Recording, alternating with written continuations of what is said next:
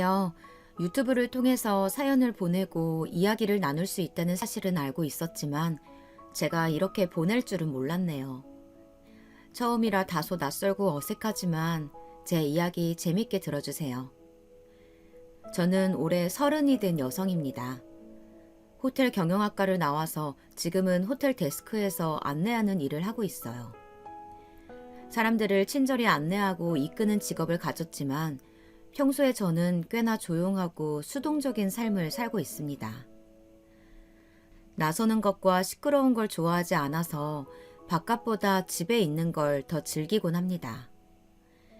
그렇기에 일상 속에서 딱히 내세울 정도로 특별한 건 없는데요.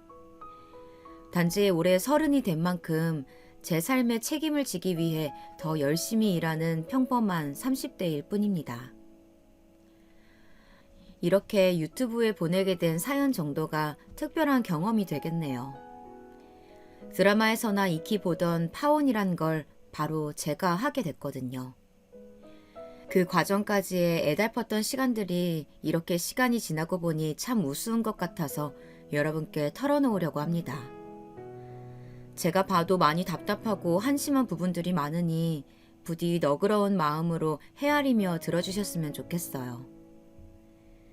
결혼을 약속했던 그 사람은 저보다 4살 많은 헬스 트레이너였습니다. 헬스장에서 운동을 가르치는 사람이었죠. 첫 만남은 대략 1년 반 전. 제가 처음으로 혼자 부산에서 여행을 갔다가 시작이 됐어요. 그 당시 저는 서울 중앙부에 있던 작은 호텔에서 일하고 있었는데요. 코로나19가 터지면서 그 근교에 있던 호텔들의 경제 상황이 크게 위태로워지고 있었어요. 코로나가 쉽게 끝나지 않을 거란 걸 깨달은 호텔 내에서 인사 이동과 권고 사직이 빈번해졌죠. 그로 인해 저도 생계가 위협되는 시점이었습니다. 타이로도 자이로도 저에게 결단이 필요했던 때였기에 결국 일을 그만두게 되었습니다. 일상에 환기를 주기 위해 떠난 여행이었는데 저처럼 여행을 온 그 사람을 그때 만나게 된 거였어요. 그 사람을 이제 간단히 성훈이라고 부를게요. 성훈 씨는 명문대를 나왔지만 본인이 하고 싶은 운동을 살려서 취직했었다고 하더라고요. 그렇게 부모님 반대를 무릅쓰고 서울에서 일하던 중에 코로나로 인해 일자리를 잃고서 친구와 함께 여행을 오게 됐다고 하네요. 우리 3사람은 우연히 만난 술자리에서 긴 이야기를 나누며 친분을 쌓게 됐어요. 저는 그때 성훈 씨를 보며 비록 실직이라는 어려운 상황이었지만 자신의 미래에 대한 확신이 있는 모습이 참 좋았습니다. 앞으로 하고 싶은 일을 위해 자신이 쌓아온 것들을 포기할 줄 아는 과감성도 좋았고요. 사실 저는 항상 제 일이 적성에 맞는지 앞으로 자부심을 갖고 할 수 있는 일인지에 대한 의심이 많은 편이었거든요. 모든 일이 그렇겠지만 서비스직을 하면서 다양한 사람들을 만날 때마다 회의감이 들었고 그만두고 싶었던 때가 한두 번이 아니었습니다. 분명 이 직업에 대한 선망으로 시작했지만 제가 정말 잘할 수 있는 일인지에 대해서도 자신이 없었고요. 그럴 때마다 저희 아버지가 하셨던 말씀이 있었어요. 의심이 든다면 그 의심을 확인해보겠다는 생각으로 더 빠져들어서 도전해봐라. 그러다 보면 그 의심이 옳든 틀리든 지나온 시간들을 후회하지는 않을 거라고요. 그런데 성훈 씨를 처음 만났던 그 순간 아버지와 똑같은 말을 하더라고요. 과거의 자신도 지금 하고 있던 일에 확신이 없었지만 매 순간 최선을 다해서 도전해왔기에 후회하진 않는다고요. 그 이야기를 들으니 인간적으로 호기심이 생겼던 것 같아요. 물론 겉보기에도 멀끔하니 호감상이기도 했고요. 그래서 저는 평소에 저답지 않게 열렬히 구애했고 우리는 만남을 시작하게 되었습니다. 만남을 이어가면서 커다란 문제는 없었어요. 둘 다 나이가 있는 만큼 결혼을 전제로 시작했기 때문에 다른 때보다 신중했고 서로를 알아가는 시간과 노력을 아끼지 않았거든요. 참 좋은 사람 같았어요. 이런 사람이라면 평생을 함께 한다 해도 괜찮겠다 싶었죠. 굉장히 세심한 사람이라 사소한 것 하나하나 살펴주니까 저로서는 사랑받는 기분이 들어서 참 좋았어요. 직업적으로 불안정하긴 했지만 미래에 대한 꿈도 갖고 있었고요. 다만 성훈 씨는 자신의 학벌에 대한 자부심이 좀 큰 편이었어요. 아는 것이 많았던 만큼 자신이 알고 있는 걸 이야기해 주길 좋아하던 사람이었죠. 저는 원래 듣는 걸 좋아하는 편이긴 했는데 그래서 그런지 본인도 저만 만나면 평소보다 더 수다스러워진다고 하더라고요. 보통은 본인이 살아온 이야기와 4살 많은 인생 선배로서 제 삶에 대한 조언 등에 대한 이야기였죠. 자기야, 우리 나이가 되면 연애도 허투루 해서는 안 돼. 배울 게 많은 사람을 만나야 나중에 손해도 안 본다고. 장담컨대 난 누구보다 치열하게 살아왔어. 자기가 만나왔던 사람들과는 다를걸? 일을 그만뒀다고 해서 그냥 놀고 있는 게 아니라니까. 네가 어려서 아직 잘 몰라서 그러는데 이직이란 게 그렇게 쉬운 일이 아니거든. 최소한 6개월은 더 쉬면서 차근차근 준비하면 돼. 뭐 이런 말들이요. 처음엔 기분이 상했지만 듣다 보니 나중엔 그러려니 하게 되더라고요. 말이 좀 많아서 그렇지 그것만 빼면 저에게도 잘해주기도 하고 잔소리하는 만큼 챙겨주기도 잘했었거든요. 물론 나중에 주변 사람들한테 이런 점을 이야기하니 저처럼 세상 미련한 곰이 없다면서 하나같이 혀를 찼지만요. 맞아요. 말이 많은 게 문제가 아니라 저를 아랫사람으로 내려보는 그 태도가 문제였던 거예요. 그건 결코 쉽게 넘어갈 일이 아니었죠.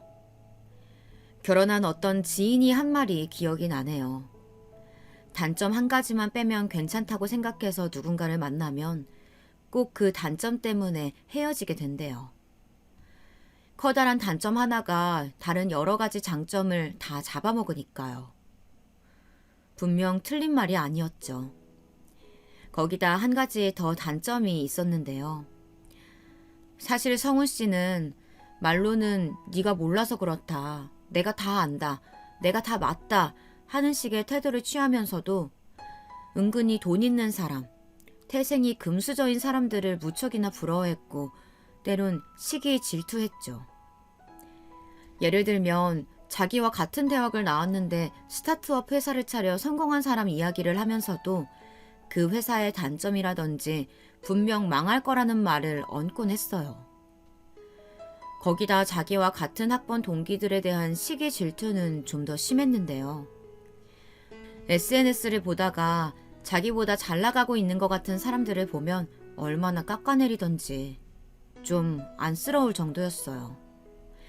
쟤는 아버지 어머니 잘 만난 탓에 저렇게 살지만 능력도 없으니 얼마 못 갈 거다 라던지 대학 다닐 때도 잘난 척을 너무 많이 해서 꼴 보기 싫었다 라던지 이런 말을 하곤 했어요. 나는 걔 이름만 들어도 질린다니까. 뭐 스타트업 잘 된 게 뭐 그렇게 대단한 일이라고 동기 애들한테 신나서 떠드는데 난 가짠토라니까? 하여튼 목표 없고 꿈 없는 애들이나 부럽다고 추켜 세우는 거지. 알고 보면 그런 것들 속빈 강정이라고. 아, 그래?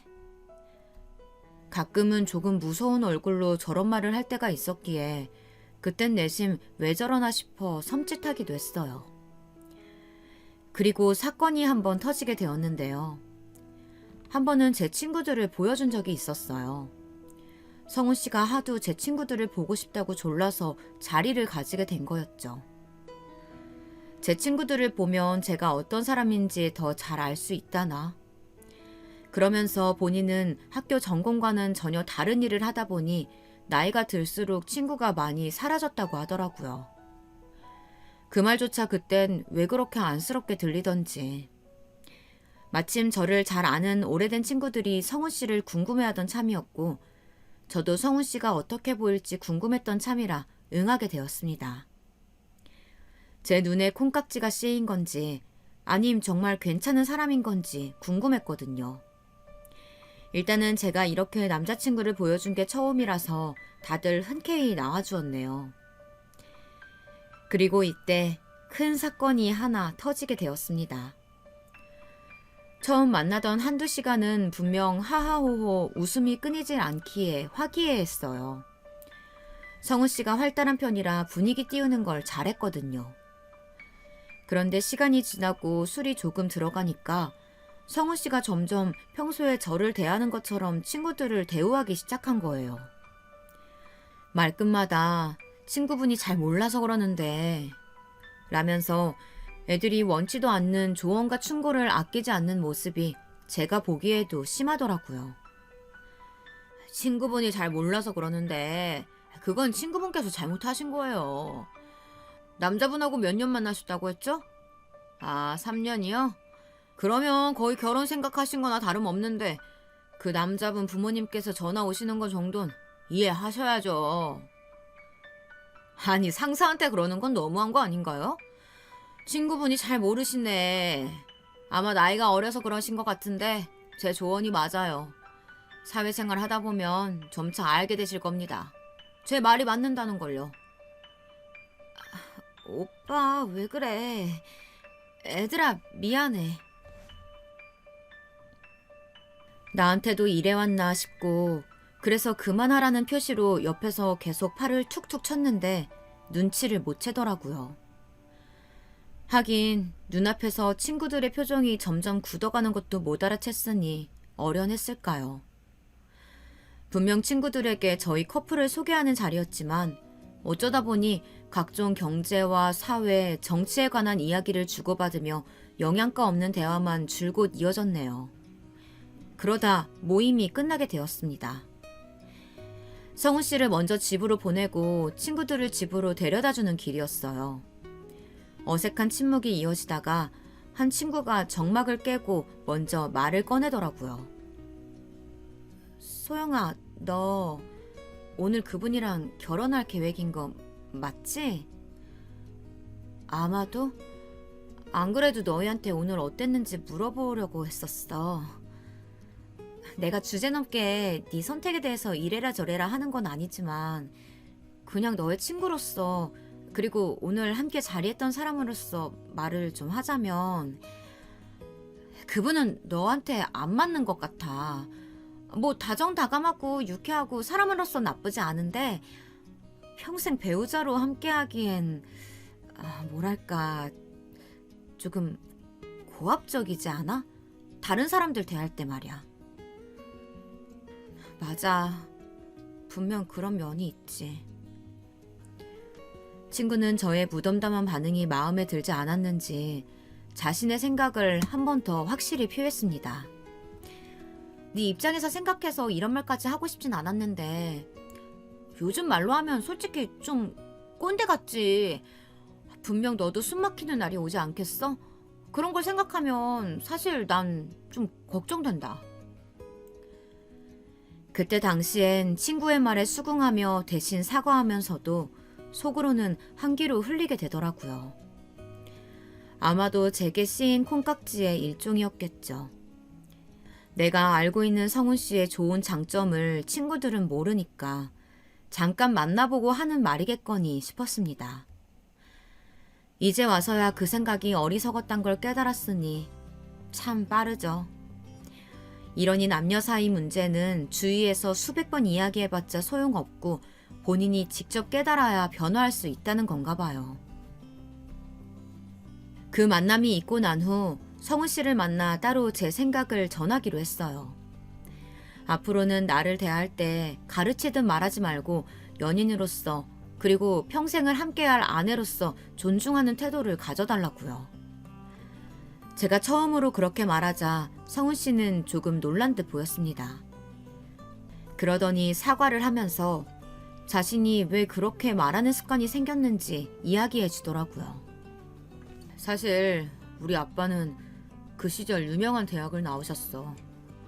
먹고 살기 힘든 때에 흔치 않게 배운 사람이었지. 그 자부심이 크다 보니까 어렵게 취직한 회사도 마음에 들지 않고 회사를 반복하기 일쑤였지.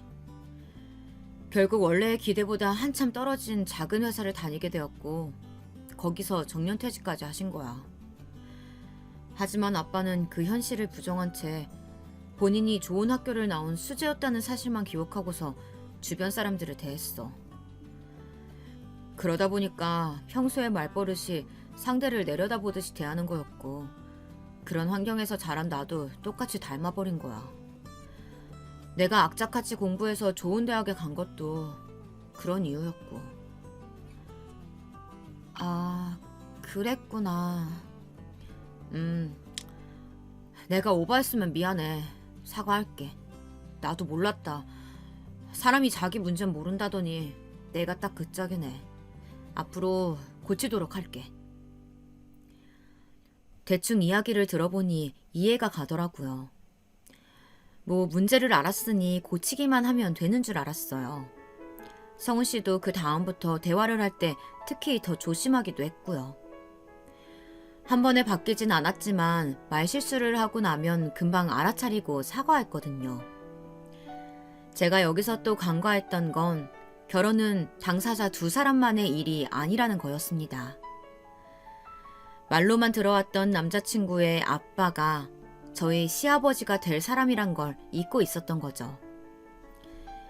코로나가 어느 정도 일상화된 후 아버지의 소개로 저는 다른 호텔로 이직하게 되었습니다. 전 직장보다 더 크고 알려진 곳이라 저에겐 좋은 기회였죠. 성훈 씨도 헬스 트레이너 일을 다시 시작하게 되었어요. 거기서 운동을 가르치며 몇 년 더 일하다가 본인만의 헬스장을 차리는 게 목표라고 했죠. 그렇게 어느 정도 자리가 안정화되고서 우리는 1년 후 결혼을 약속하게 되었습니다. 부모님께 말씀드렸을 땐 사실 크게 반기진 않으셨어요. 아무래도 성훈 씨의 일이 안정적이지 않은 것 같다는 어른들의 선입견이 강한 탓이었죠. 실제로 어느 정도는 맞기도 했고요. 그렇지만 계속된 설득 끝에 결국은 제 뜻을 따라주시기로 했습니다. 저의 선택이니 끝까지 믿어주시겠다면서요. 같이 한번 찾아뵙겠다고 약속을 드리고선 저는 먼저 성훈 씨 부모님을 찾아뵙게 되었습니다. 상견례 전에 얼굴 뵙고 인사드리려고도 했고 성훈 씨 아버님 어머님께서 꼭 이쪽 먼저 찾아오라고 신신당부하셨다고 해서요. 괜찮은 일식집이나 한정식 집에서 뵈려고 알아봤는데 성훈 씨 어머님께서 집으로 초대해 주시더라고요. 아직 식장을 잡은 것도 아닌데 부담스러우시다는 이유였죠. 전 긴장한 마음을 가지고 과일과 한우를 사서 집으로 찾아뵈었습니다. 뭘 좋아하실지 몰라서 최대한 고급스러운 것들로 골라갔어요. 센스가 없는 편이니 성이라도 보일 수 있게요. 찾아뵐 당시 아버님은 다른 일정으로 외출하신 상태라 안 계셨고 어머님이 절 맞이해 주셨습니다. 아, 네가 소영이구나? 그래, 어서 와라. 네, 어머님 안녕하세요. 처음 뵙겠습니다. 여기요. 제가 일단 고르긴 했는데 마음에 드실지 모르겠어요. 아유, 뭐 이런 거를 다 사왔어. 고맙다. 고급스러운 티가 아주 줄줄 나네. 잘 먹을게. 차려주신 상을 두고서 성훈 씨와 어머님, 저 이렇게 세 사람은 이런저런 대화를 가볍게 나누고 있었어요. 어머님은 종종 들어왔던 것처럼 말투는 조금 차가우신 편이었지만 그렇다고 해서 저에게 관심이 없거나 부정적으로 생각하시는 것 같진 않으셨죠. 그래도 장차 며느리가 될 사람이라고 생각해서 그런 건지 예의를 차려주시면서 여러 가지 질문을 많이 하셨거든요. 어디서 태어났고 어떤 걸 배웠고 지금은 어디서 뭘 하고 있는지 그런 기본적이고 필수적인 것들에 대해서요. 그러다 간혹 저희 집안에 대해서 물으시기도 했죠. 그래서 부모님께서는 아직도 일을 하고 계시고 어느 쪽에서 일하시니? 연세는 어떻게 되셔? 저는 대답을 잠시 고민했습니다. 안 그래도 남자친구 집을 찾아뵙기 전에 가족들에게 이 사실을 먼저 알렸었거든요. 그랬더니 엄마가 제게 그러시더라고요. 가족 내 관한 이야기는 상견례 때 주고받으면 되니까 웬만하면 너 혼자 있을 땐 말을 삼가는 게 좋아. 결혼 전에는 좋은 얘기건 나쁜 얘기건 쉽게 책 잡힐 수 있으니까. 그런 건 어른들끼리 얘기 나눌 수 있게 최소한으로만 말씀드려. 알겠지?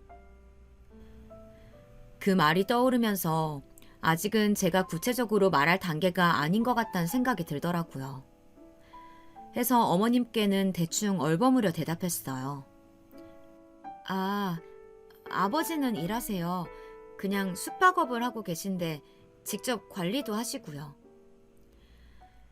그런데 어머님의 표정이 이때 참 묘하더라고요. 어머님은 잠시 생각에 잠기더니 이내 무덤덤한 말투로 알겠다며 넘어가셨죠. 사실 어머님께 그 당시 말씀드리지 않은 것이 있었는데요. 뭔가 인터넷에 이렇게 떠들기는 민망한 얘기지만 사실 저희 집은 서울 외곽에서 크진 않은 호텔을 경영하고 있습니다. 뭐 그래도 호텔은 호텔인지라 규모 면에서 다른 숙박시설보다는 훨씬 크긴 했죠. 1층엔 레스토랑을 함께하고 있어서 꽤나 알려져 있기도 하고요. 이런 아버지 영향으로 제가 이 일을 시작하게 된 것도 있어요.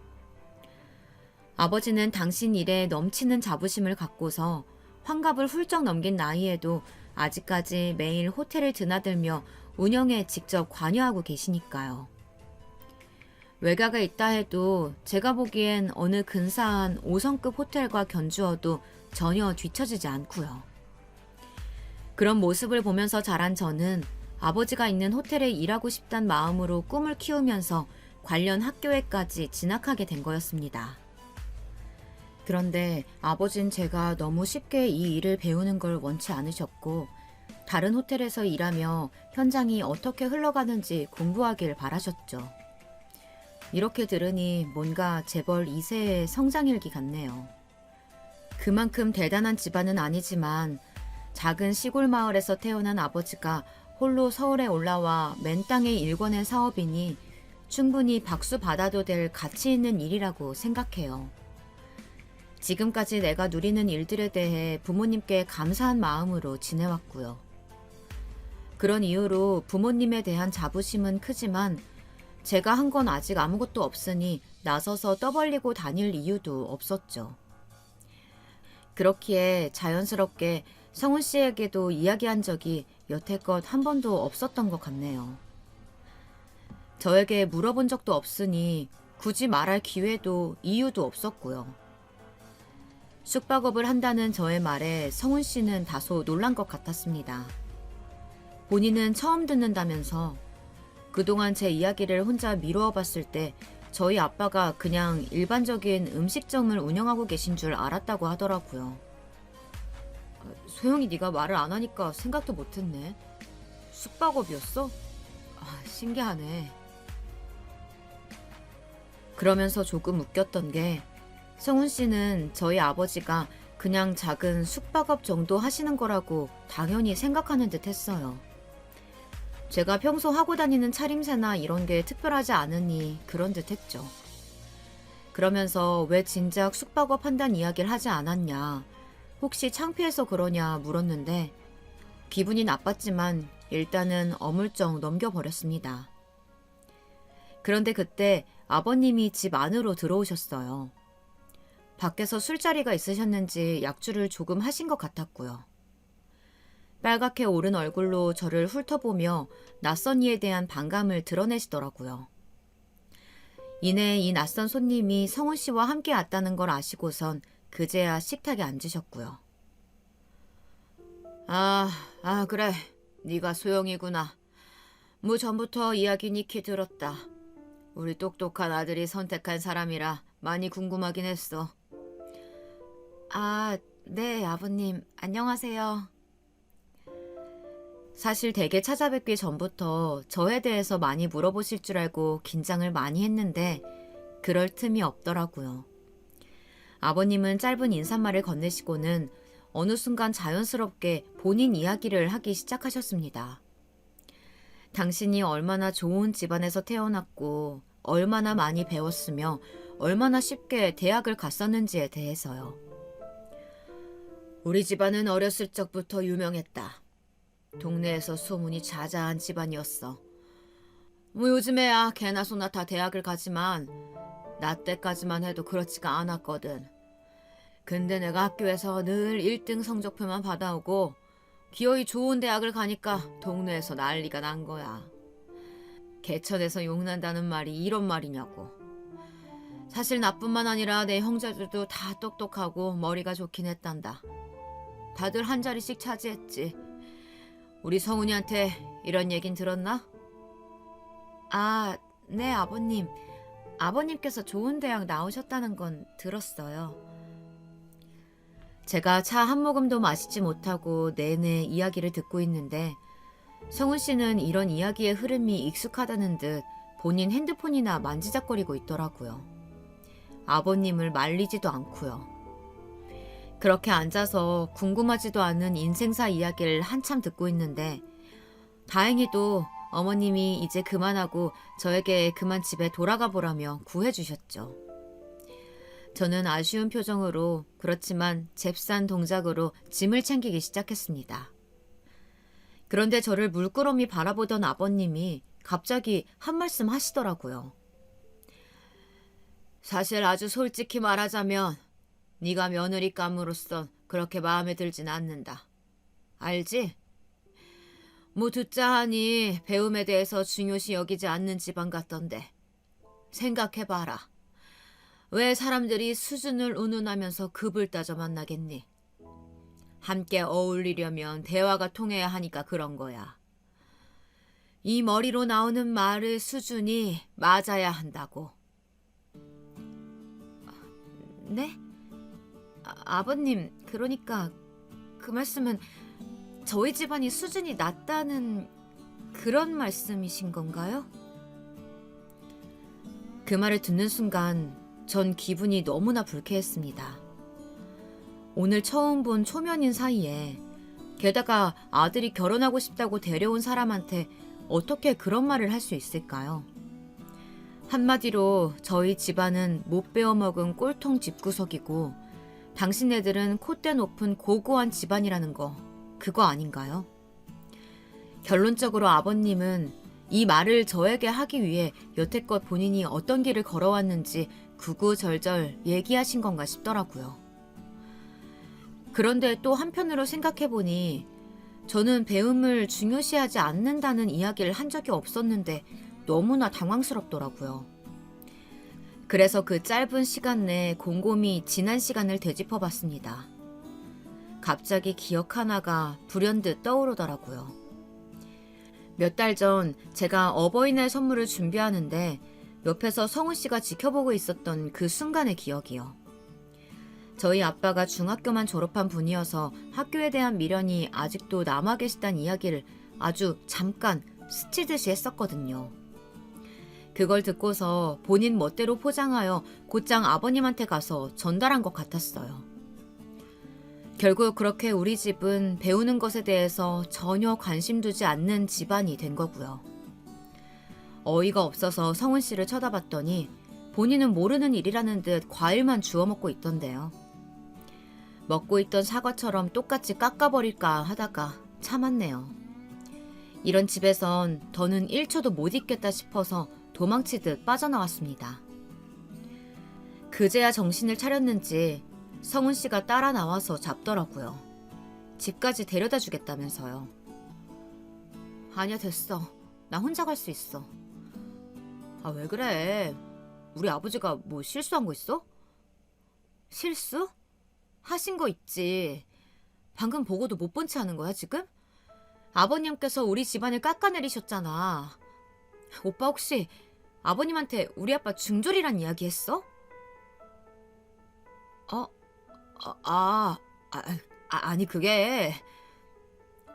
당황하는 표정을 보니 너무 한심하더라고요. 설마 하여 혹시나 하는 생각으로 물어본 건데 사실로 드러나자 실망감이 이루 말할 수 없었습니다. 결국 됐다고 하고 얼른 나와서 혼자 바로 집으로 향했습니다. 더 이상 이 사람이랑은 만날 수 없겠다는 깨달음만 얻은 채로요. 성훈 씨는 제 달라진 태도를 보고서야 사태의 심각성을 깨달은 듯 했습니다. 헤어지겠다고 마음을 먹었기에 이별을 준비하고 있었더니 이를 알아차렸는지 어떻게든 저를 붙잡으려는 노력을 하기 시작하더군요. 어느 순간부터 매일 제 직장 앞으로 데리러 오거나 밤마다 장문의 문자를 남기고 꽃다발 선물을 만날 때마다 주는 그런 행동들이요. 소영아, 제발. 내가 실수했어. 이제 좀 받아주라. 어? 우리 결혼까지 생각했던 사람들이잖아. 난 이대로 끝낼 수 없어. 제가 없는 일상을 상상해보니 너무 괴로워서 저를 꼭 잡아야겠다고 생각했다나요. 항상 받아주고 이해해주고 들어주는 저 같은 사람을 다신 만날 수 없다는 걸 이제서야 깨달았다고요. 아마도 잠시 연락 없이 떨어져 있던 기간 내내 이런저런 생각을 많이 한 것 같았습니다. 매번 연락을 하는 건 제 쪽이었으니까요. 허전함을 느낄 법도 하지 했죠. 그런데 솔직히 저도 아버님의 그 말 때문에 화가 난 거지 남자친구한테 화가 났던 건 아니라서 그런 말을 들을수록 마음이 흔들리더라고요. 그러다 보니 얼굴을 보면 자꾸만 마음이 약해지고 자기가 잘하겠다는 말을 믿고만 싶어지고요. 아직 정신을 못 차렸던 거죠. 속병을 알면서도 확실히 결정 내리지 못했던 건 사실 맘속으론 그렇게 모른 척하고 싶었던 거예요. 나만 그 일을 까맣게 잊어버리면 없던 일이 될 테고 그럼 우린 다시 평범한 연인 그리고 가족이 될 수 있을 테니까요. 그런 안일한 마음이니 그때 당시 몇 날 며칠을 헤어지지도 그렇다고 다시 온전히 만나지도 못한 채 이런저런 고민으로 밤을 보냈던 것 같네요. 저의 이런 심각한 상황을 일찌감치 눈치챈 엄마가 조심히 오셔서 남자친구 부모님을 뵙고 온 거 아니냐고 물어보셨지만 괜한 걱정을 끼쳐드리기 싫었습니다. 늘 그랬듯 또다시 얼버무리고 말았죠. 친구에게 이런 고민을 털어놓는 건 제 얼굴에 침 뱉는 일 같아서 하고 싶지 않았어요. 형제가 없는 저는 부모님에게 모든 걸 털어놓는 딸이었지만 그것도 어리광일 뿐이니 진중한 결혼 문제에 대해선 쉽게 이야기 나누기 어려웠죠. 반면 저의 개인적인 근심과는 다르게 아버지의 사업은 점점 더 안정화되고 있었어요. 코로나가 터졌을 당시만 해도 사실 사업을 다소 무리하게 확장시키고 있었던 때라 적잖이 어려웠었거든요. 이런 시대에 세계적인 전염병이 터질 줄 누가 알았을까요? 그 당시는 가족들 모두가 상황적으로도 심적으로도 힘든 때였죠. 그러다 차츰 시간이 흐르고 코로나가 일상화되면서 사람들이 해외여행을 못 가니 호텔로 여행을 오더라고요. 저희 호텔은 서울 외곽에 있는 곳이라 오히려 중심부에 있는 곳들보다 여행지 느낌이 나서 그런지 더 호황이었고요. 갖은 노력 끝에 2년 만에 간신히 이전 매출을 되살릴 수 있었습니다. 이제야 우리 가족들도 한시름 덜고서 웃을 수 있게 됐죠. 그러니 저도 전과 다른 마음의 여유가 생겼었던 것 같아요. 상황이 어려워 마음이 조급할 땐 연애도 쉽게 되지 않았었는데 이런 문제였나 봅니다. 남자친구 문제에 있어서도 조금 더 너그럽고 여유로워졌다고 해야 할까요? 당시 성훈 씨 집에서 겪은 일들도 시간이 지나니 희미해져 실수로 치부해버리게 된 거죠. 그렇게 저는 남자친구를 다시 받아주게 되었습니다. 그게 저의 가장 커다란 실수였지만요. 알겠어. 대신 약속해줄 게 있어. 앞으로 자기 식구들 나한테 하는 행동들 조금 조심시켜줬으면 좋겠어. 솔직히 기분 나빴어. 불쾌했다고. 우리 아빠 중졸이란 이유로 함부로 사람 얕잡아 보는 거 그거 자기가 똑같이 당해도 기분 나쁠 거잖아. 이번만은 우리 사이를 생각해서 넘어간다지만 다음은 없어. 알겠어. 그렇게 할게. 걱정하지 마. 미안해, 내가. 용서를 받은 성훈 씨는 앞으로 자기 식구들이 제게 무례하게 한다면 본인이 나서서 한 소리 하겠다고 약속을 했어요. 그 모습이 딱히 믿음직스럽진 않았지만 그래도 괜찮았어요. 왜냐면 저는 그 당시 만약 같은 실수가 반복되면 그땐 완전히 끝내자라는 마음이었거든요. 그래서 제가 먼저 아버님, 어머님을 다시 한번 뵙고 싶다고 제안했습니다. 그전까지 혼자 속병 앓았던 시간과 고민했던 시간들이 아깝지 않도록 빠른 결단을 내리고 싶었습니다. 이번엔 조금 더 편안한 분위기에서 이야기하고자 성훈 씨 집에서 가까운 일식집을 예약하고서 먼저 가 있었습니다. 이번엔 성훈 씨의 아버님, 어머님 두 분이 함께 들어오시더라고요. 그런데 왠지 성훈 씨가 이전부터 단단히 눈치를 주었던 듯 도착한 그 순간부터 저를 뺀 세 사람의 눈빛이 오고 가는 거예요. 이전에는 미소조차 보이지 않던 분들이셨는데 오시자마자 호탕하게 웃으시더라고요. 그래, 세아가 먼저 우리를 만나자고 했다며? 좀 놀라긴 했다만 기특하네. 세아가라는 말에 흠칫했지만 나름대로 애쓰고 계신 거라고 여기며 넘어가기로 했어요. 그런데 집 주변에 이렇게 깔끔한 음식점이 있었네. 난 왠지 바깥에서 먹으면 아까워서 집에서만 해먹게 돼서 잘 모르거든. 저번에도 올 때도 있는 걸로 너무 대충 해줬나 싶어서 마음에 걸렸는데 소영이 네 덕분에 이렇게 호강을 다하네. 잘 먹을게. 라는 어머님의 말씀을 듣게 되었습니다. 그러니 어느 순간 저번에 집으로 초대받은 것도 결국 돈이 아까워서 그랬었구나 라는 걸 알게 된 거죠.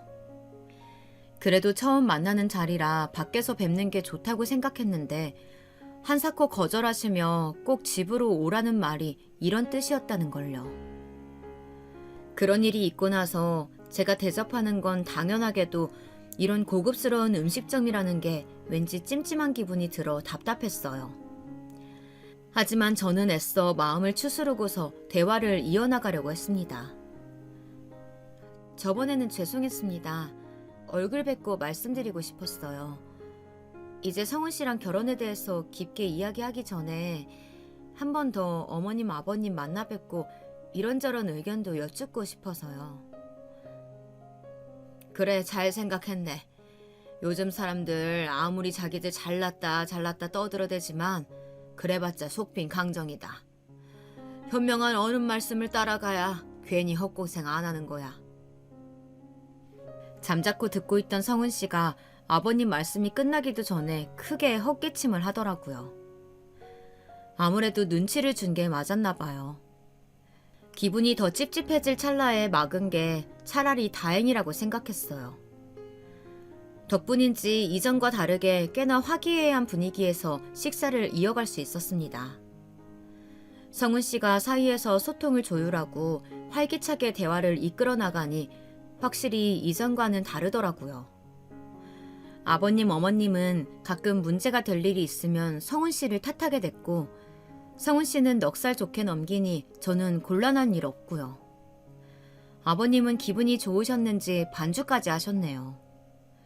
그때 그 순간만큼은 정말로 저도 이제 이 집 식구가 된 것 같았죠. 전에 있었던 맘상한 일들이 다 녹는 기분이었습니다. 그런데 그 화목한 분위기가 가장 최고조에 올라갔을 때 또 일이 터진 겁니다. 제가 신이 나서 엄마의 충고도 까먹은 채 혼자 막 떠들었던 참이었습니다. 저 여태까지 정말 열심히 일하면서 알뜰하게 모았어요. 다른 건 몰라도 그 성실함 하나는 내세울 수 있고요. 어릴 적에 제가 결혼할 때 부모님 도움도 안 받겠다고 다짐할 정도였으니까요. 야야, 세아가, 농담이지? 집에서 얼마까지는 해주겠다는 말씀 하셨을 거 아니야. 여인수 그거 운영해봤자 벌면 얼마나 벌겠냐마는. 술에 취한 아버님이 웃음기 가득한 얼굴로 말씀하시더라고요. 순간 제 표정이 확 굳자 이를 알아챈 성은 씨가 취했다면서 말렸습니다. 그런데 처음에 조심스러웠던 말투는 사라지고 삿대질까지 하시며 말씀하시더군요. 사실 난 다른 건 안 바랬다니까. 명망 높은 집안이거나 성훈이 그 가게 하나 차려줄 수 있으면 결혼 허락하려고 했었지. 당장은 어려워 보인다긴 한다만 뭐 결혼하고 나서 뒷바라지 해줄 수 있으면 됐지 뭐. 아버님, 약주를 하셔서 그런 건지 원래 그런 생각을 가지고 계셨던 건지 모르겠지만 저희 집에 대해서 이렇게 또 운운하시는 건 듣기 좀 속상하네요. 그래, 말이 나와서 그러는데 너 내가 한 말이 그렇게나 속상했냐? 그래서 성훈이 얘한테 뭐 헤어진다니 뭐 그렇게 겁을 준 거야? 어른이 이런저런 말을 하다 보면 농담도 할 수 있는 거지. 속 이야기 할 수도 있는 거지. 그게 그렇게 섭섭했냐고. 애초에 결혼할 생각이 없는 건 아니고? 네. 말씀처럼 결혼 생각을 정리해 나가는 단계지. 아직 성훈 씨랑 결혼한 사이는 아니죠. 그러니까 농담이든 속이야기든 어느 정도 예의는 차려주셨으면 해요. 저도 2번 겁주기는 싫거든요.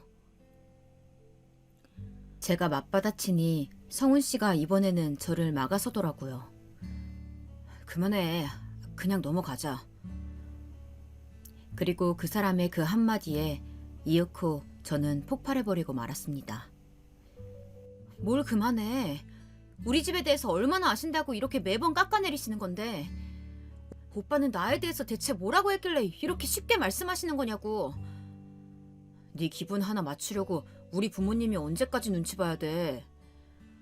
소영이 네가 어려서 잘 몰라서 그러나 본데 이럴 땐 그냥 네 하는 게 넘어가는 거야. 세아가 우리 아들 말이 맞다. 네가 좀 융통성이 없는 것 같구나. 솔직히 말해 내가 뭐 못할 말 했니? 여인숙 같은 초라한 거 운영하시면서 돈도 없는 집구석 배경으로 가지고 있으면 당연히 들어도 싸지. 기울어도 너무 기우는 결혼 아니냐. 우리 같은 명망 높은 집안과는 애초에 비교조차 안 되는 집안인데. 네? 아버님, 뭐라고요? 죄송하지만 저 그만 일어서겠습니다. 여긴 더 이상 제가 있을 자리가 아닌 것 같네요. 어찌나 화가 나던지 가슴이 미친 듯이 조여오면서 심장이 뛰는 소리가 귓가에까지 들리는 기분이었습니다. 아버님의 저 말을 끝으로 폭발한 저는 바로 일어서 나왔습니다. 나오는 중에도 뒤쪽에서 계산은 하고 가냐는 둥 어이없는 대화가 들려오는데 기가 차서 문을 박차고 올 수밖에 없었네요. 후에 이 이야기를 결혼한 언니에게 들려준 적이 있습니다. 그랬더니 그쪽 부모님이 결혼 전에 미치지 않기 위해 기강을 잡으려고 한 거 아니냐고 하더라고요. 본인 집안이 내세울 게 없으니 그렇게라도 영향력을 보여주기 위해서요. 그런 식으로 신부 쪽보다 더 좋고 아쉬울 거 없다는 걸 주장하려고 계속 저와 저희 집을 깎아내린 거라고요. 막상 이야기를 듣고 보니 정말 그런 것 같았어요. 그래서 만약 제가 구체적으로 저의 배경에 대해 설명하고 내세웠다면 어떤 태도를 보였을까 싶더라고요. 남들 다 하는 결혼인데 별탈 없이 결혼해서 행복하게 잘들 사는데 내가 왜 사랑하는 사람과 그 가족들한테 이런 수모를 당해야 하는지 너무 억울하고 분해서 있던 정 없던 정 전부 다 떨어져 버렸네요. 이번 기회로 사람은 쉽게 변하지 않는다는 걸 너무나 확실히 깨달았고요. 특히나 제가 어렵게 용서한, 내가 사랑한, 아니 사랑했다고 믿은 그 사람이 저렇게 돌변한 걸 보니 더 가슴이 아파왔습니다. 나이 30이 넘어서 엉엉 울며 집으로 돌아가니 엄마 아빠가 놀라서 달려오셨어요. 왜 그러냐며 저를 달래주시는데 죄송스러워서 울음이 멈추지 않더라고요. 어느 정도 눈물을 닦아낸 뒤 진정한 저는 처음부터 끝까지 전부 털어놓게 되었습니다. 엄마, 아빠, 사실은 말 못했던 이야기가 있어. 듣고 너무 놀라지 마. 뭔데 그래? 얼른 말해봐, 얘. 저를 믿어주셨던 가족들을 더는 실망시키고 싶지 않아서 어렵게 말을 했지만 그동안 남자친구와의 만남에 대해 구체적으로 말을 한 적이 없기에 부모님은 적잖이 놀라신 것 같았어요. 엄마는 분한 얼굴로 씩씩거리며 어떻게 그따위 집구석이 다 있냐며 펄펄 뛰셨고 전 그런 엄마를 말리지도 못한 채 가만히 울고만 있었습니다. 도대체 어떻게 해야 이 상황을 정리할 수 있을지 모르겠더라고요. 그런데 저를 가만히 바라보던 아버지가 갑자기 생각지도 못한 말씀을 하시더라고요. 상견례 진행하자. 장소는 내가 잡을 테니까 그쪽한테 연락해서 식사 자리 마련하렴. 뭐? 말도 안 돼. 나 결혼 안 할 거야. 아빠가 다 생각이 있어. 그러니까 일단 진행해. 갑자기 상견례를 하자고 하니 도통 이해가 가지 않더라고요. 그런데 아버지의 너무나 단호한 모습에 거절할 수가 없었습니다. 어차피 결혼 진행할 생각 없고 따로 계획이 있으니 최대한 빠른 시일 내에 약속을 잡으라고 하실 뿐이었어요. 저는 어쩔 수 없이 모른 척하고 그날 밤 바로 성훈 씨한테 전화를 했습니다. 제가 먼저 전화를 하니 안 그런 척해도 굉장히 기뻐하더라고요. 난 또 네가 그렇게 가서 혹시나 삐졌나 했지. 다행이다. 왜 전화했어? 내 전화 기다렸어? 아무래도 오늘처럼 강경하게 나간 게 먹혔다고 생각하는 것 같았어요. 그 생각이 핸드폰 너머로까지 느껴지니까 정말 재수가 없더라고요. 금방 목소리를 깔고서 대답하기에 저도 진중한 목소리로 오늘 있었던 일에 대해 사과했습니다.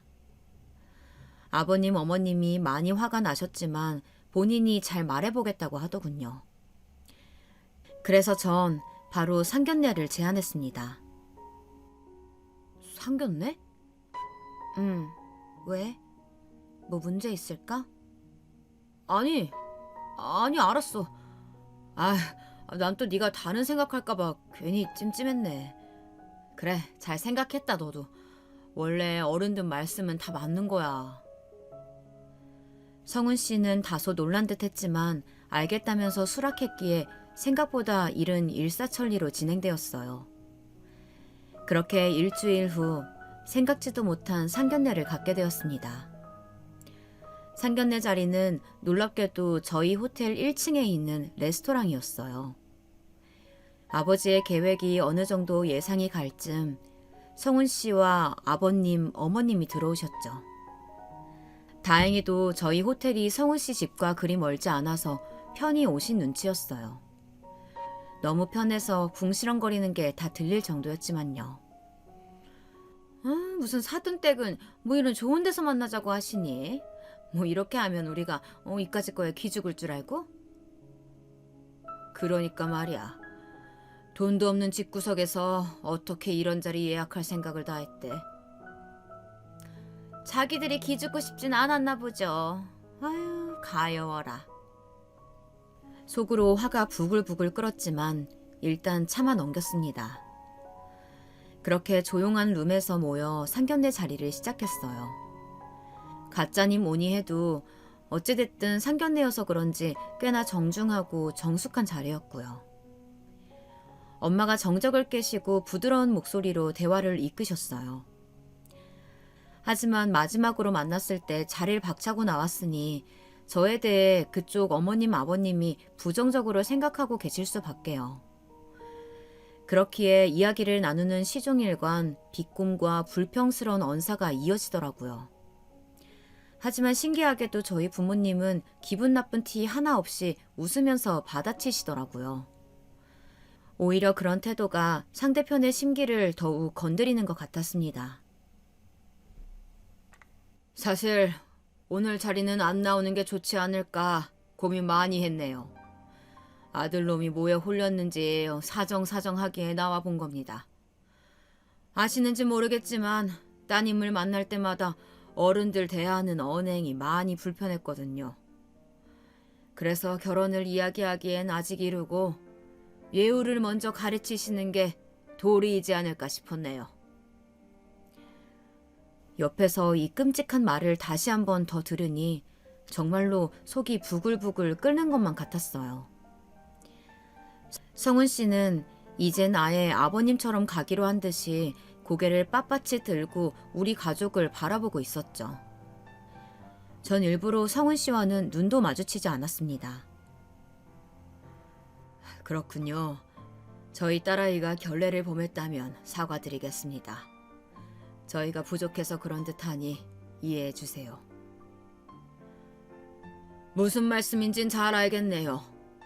이런 얘기는 곤란하실까봐 안 하고 싶었지만 제가 그 당시 알만한 대학교를 나왔거든요. 남들 술 마시며 놀 때 혼자 방에 틀어박혀서 공부 열심히 했습니다. 성훈이도 저의 영향을 받아서 명문대까지 나왔고요. 자식이 결국 닮는 건 부모 아니겠습니까? 듣자 하니 중졸이시라던데 그런 면에서 솔직히 좀 걱정스럽긴 합디다. 머리도 유전 아닙니까? 둘 사이에 나올 애가 똑똑해야 할 텐데 말이죠. 전 제 손주도 우리 아들처럼 명문대 가길 바라거든요. 그래야 집안 체면도 살고요. 아버진 대답 없이 웃으며 커피만 마셨습니다. 그러더니 하시는 말씀이 벌써부터 애 생각을 하시냐면서 성급하다고 퉁을 주시더라고요. 그러면서 이어지는 아버지의 말에 그쪽 집안 모두 발끈하기 시작했습니다. 저희는 그쪽처럼 아이를 캐묻진 않아서 구체적으로는 알지 못합니다만 종종 이야긴 들었습니다. 지금은 퇴직하고 집에서 쉬고 계신다면서요. 좋은 대학교까지 나오셨는데 그저 그런 회사에서 정년까지 하시다니 참을성이 좋으시네요. 아, 그쪽 아들도 똑같은 길을 걷고 있으니 말씀처럼 분명 유전이 많네요. 지금 말 다 했습니까? 그저 그런 회사라니요? 네, 저희 아버지한테 말씀이 좀 심하신 것 같은데요. 소영이 집안 어느 정도 형편인지 이미 다 알고 있는데 저랑 저희 아버지 헐뜯어서 모아지려고요?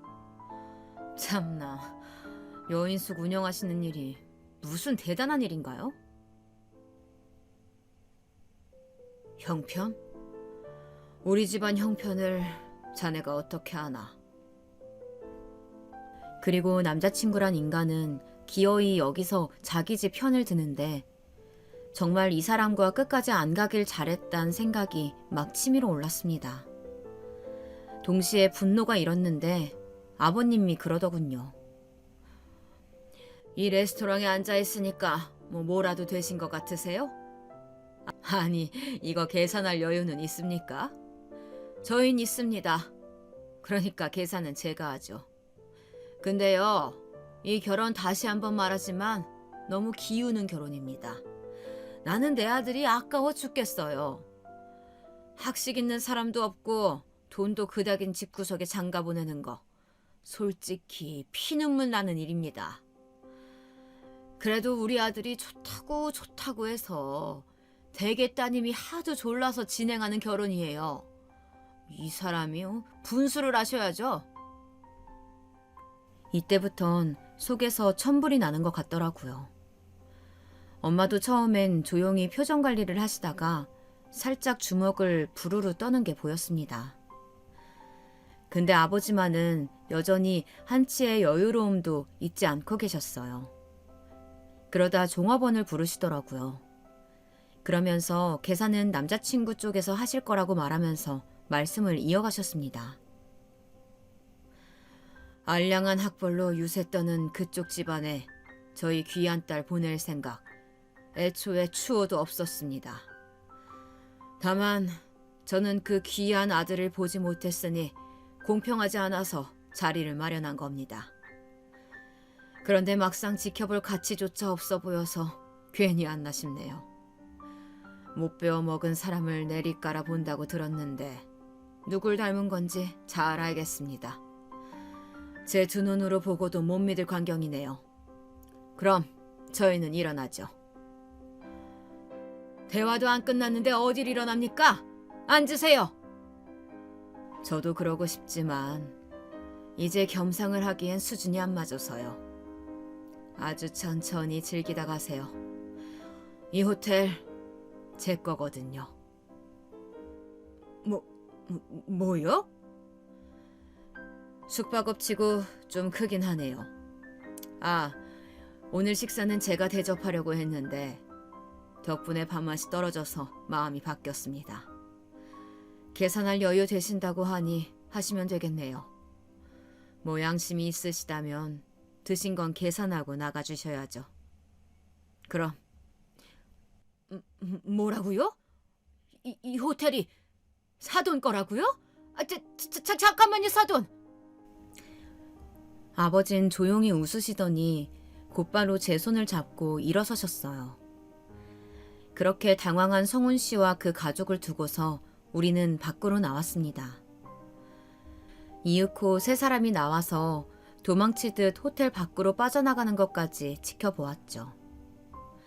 아마도 분명히 성훈 씨가 나가면서 로비에 있던 저를 본 것 같았지만 아는 척 없이 서둘러 나가더군요.